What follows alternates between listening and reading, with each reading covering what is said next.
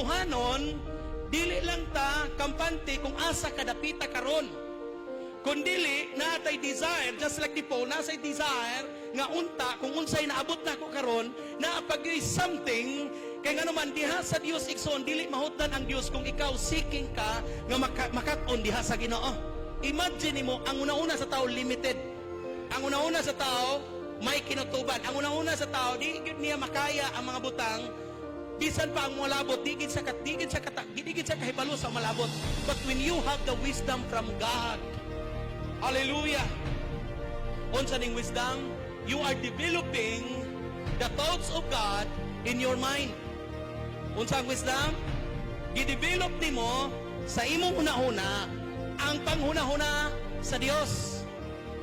Huwag pasabot manghulam ta o panghuna-huna sa Ginoo. That's why the Bible says, let this mind be in you, which is in Christ Jesus.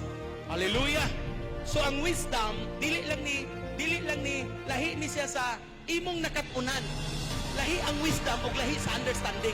Ang understanding, acquired knowledge. May eskwela ka, subject math, pag tuunin mo, makatuon ka, that is understanding.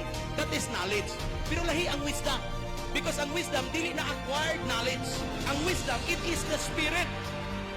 Hallelujah. Again, ang wisdom, Spirit. Usa sa manifestation sa Spirito sa Dios is the wisdom. Give you the Spirit of wisdom.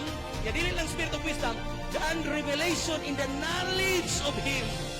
It means wisdom, revelation, and in the continuancy, ang ilang pagpadayon sa pag-ila sa Dios. And which is, spirit na siya. Kinahanglang mo operate ka diha sa spirit.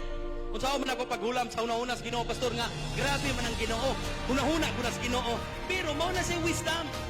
O mao na, kung kita Kristohanon, na available na nato. Amen.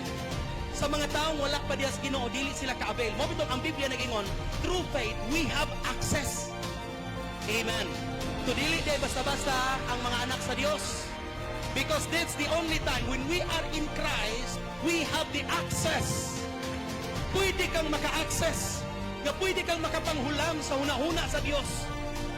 Ang problema sa mga Kristohanon, dili problema. Damor ka nga naay problema, damor ka nga naay wisdom nga ihatag sa Dios sa imong kinabuhi.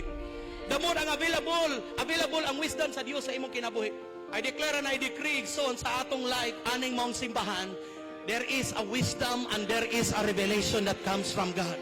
I declare and I decree sa imong kinabuhi, there is a wisdom and there is a revelation, spirit of wisdom and spirit of revelation nga mo flow sa imong kinabuhi.